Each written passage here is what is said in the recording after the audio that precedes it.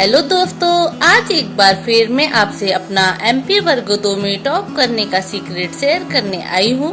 मैं भी आपकी तरह 4 से 5 घंटे डेली पढ़ती थी, लेकिन अगली बार जब मैं थोड़ी देरी से उसे देखती थी तो मेरा सारा कुछ भूल जाता था। मेरे पास ऐसा लगता ही नहीं था कि मैंने इसे कभी पढ़ा है या देखा है, क्योंकि हमारा दिमाग उन चीजों को डिलीट करने के लिए बना हुआ है जो हमें बार बार यूज में नहीं आती। वो उसकी जगह नई मेमोरीज बनाते रहता है और पुरानी मेमोरी को हमारे दिमाग से डिलीट करते रहता है।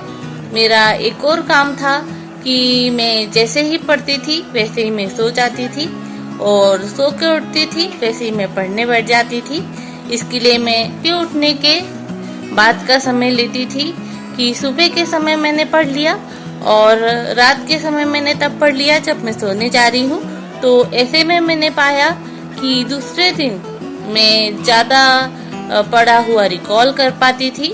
मैं अपने दिमाग को कसरत देती थी कि जो मैंने कल पढ़ा है वो क्या क्या है वो मुझे खुद से बताए। मैं बुक नहीं खोलती थी, मुझे टॉपिक खुद से याद आते थे, प्रश्न खुद से याद आते थे, उत्तर मैं खुद से देने की कोशिश करती थी। जब तक मैं बुक नहीं खोलती थी, जब तक कि मुझे अपना पढ़ा हुआ ज्यादातर चीजें याद नहीं आ जाती थी, और जैसे ही मुझे लगता था कि मैं कुछ चीजें भूल गई हूँ तो मैं उसे दोबारा से खोल कर देख लेती थी। उसके बाद मैं अगला पढ़ती थी, और उसके साथ भी मैं यही करती थी कि सुबह पढ़ लिया, फिर रात को पढ़ लिया, मैंने सोकर उठने के बाद पढ़ लिया और सोने से पहले पढ़ लिया, और फिर दूसरे दिन उठ के अपना पुराना रिकॉल कर लिया कि मुझे इससे क्या क्या याद है।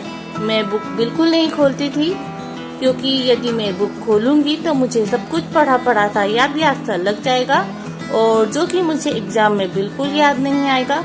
इसलिए मैं अपने दिमाग को बार बार कसरत कराती थी कि मेरा दिमाग मुझे बताए कि मैंने कल क्या पढ़ा है और क्या नहीं पढ़ा है। इस तरह मैंने अपनी नींद को भी अपनी तैयारी का हिस्सा बना लिया। जो भी मैं पढ़कर सोती थी वही मेरे दिमाग में चलता था और जाकर स्थायी हो जाता था। मैं कहना चाहती हूँ, आप भी अपने पेपर के दौरान अपना नींद का रूटीन मत बिगाड़िए। जितनी देर आप सोते हैं 6 घंटे 7 घंटे आप आराम से सोइए, आराम से जगिए, क्योंकि दिमाग अपने आप को रिपेयर करता है नींद के दौरान। जो हमारी स्थायी मेमोरी होती है उसे वो मजबूत करता है। और साथ ही एक सप्ताह में मैं जो भी कुछ पढ़ती थी उसका सैटरडे संडे रिवीजन करना नहीं भूलती थी। भले ही मैं थोड़ी देर के लिए अपना रिवीजन करूं, लेकिन मैं अपनी पढ़ाई बिल्कुल नहीं छोड़ती थी। सैटरडे संडे भी मैं अपना रिवीजन जरूर करती थी, और फिर मंडे से मैं अपना नया सिलेबस शुरू करती थी नए विषय के साथ। और उसके साथ भी मैं यही करती थी कि पहले मैं सुबह के समय उसे पढ़ती थी, शाम के समय रिवीजन करती थी, फिर अगले दिन सुबह मैं अपने दिमाग से पूछती थी कि कल मैंने क्या क्या पढ़ा है, और सोच सोच के मैं अपने सारे प्रश्न उत्तर यानी तथ्य और फैक्ट जो ऊपर की कहानी है वो मुझे याद आ जाती थी। यदि मैं कुछ भूलती थी तो फिर मैं उसे दोबारा से पढ़ लेती थी।